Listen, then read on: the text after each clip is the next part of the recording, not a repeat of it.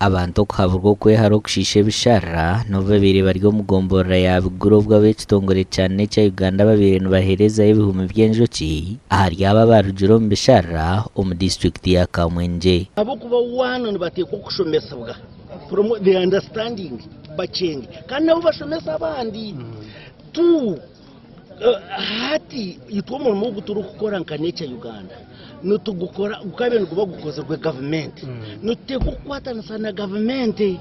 rero nayo government ejere abuko hariyo na ibikorwa mu gisende mu government ke bya parish development model poverty alleviation programs nabyo bigaruke bizimuka nabyo babyejumbere mu tungire report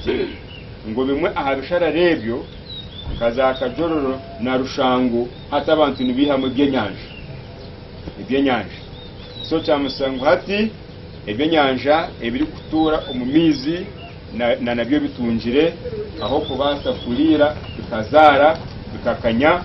hata abantu nibija kwita abatura abana babinjirwa mu cyarra cyakagasha hamwe n'akajororo kandi nibagera ngo mubwiro babiri nibapima imyanya herire bisharra bakawamatsiko kandi binje batinura kutwarwa hamataka gabo babiri yaho bateje abanece Uganda bakurambura umwanya gwitu bategatega umwanya mbenda kutwarwa umwanya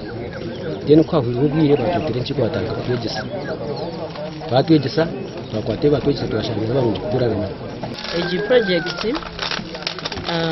eriyo mu district 5 district ya Kamwenge, Chekegwa, Chikube, Terego na Yumbe haza nitukora n'ebitongore bindi ka Uganda Biodiversity Fund, Wildlife Conservation Society hamwe na Ecological Christian Organization. Kongo muri Kamwenge twiremu tura supporting communities kutekaho boundaries kudemarcating boundaries hata tukozire boundaries ziringana kilometers 50 kilometers ekitongore cyo nchwerwa haba Uganda Biodiversity Fund kandi n'abakoro mu district 5 kurinde bishara omuganda makuru bamuha abatura kurwomurka gwabwero muri kitagwenda baganyirwa mu program ya President Museveni ya State House Poverty Alleviation abatura abiri nabashata batunjire bihumukuza kutunga enjoki okurwanda sobworo kandi omukoro gukorirwa mu ciceka cyabo ora batabinjira obworo nebizubu byawe mazima ngo abari kweziringa twabasiga twabasiga abari kweziringa twabasiga twagenda musiga musambe nuhaye buryo mwatunjire buhumi 13 ovoro butsamwe nebindi okuba yambo kutunga enjoki ani sima government ya Museveni bad okutuhereza ebihumi yo kulinda enjoki kandi tubaza kwegesebwa batuhe ibihumi batuherezaho gloves long gloves zo kuhakuza smoker yo kuhakuza batuhereza na overall yo kuzwara nyenda kubebaza okutera omuhanda mukiza muri kitagwenda mukija mukaturetere ibihumi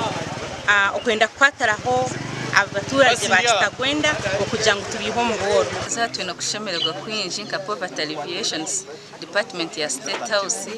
erizoba ya leta ibihumi 300 yabigabira abantu 23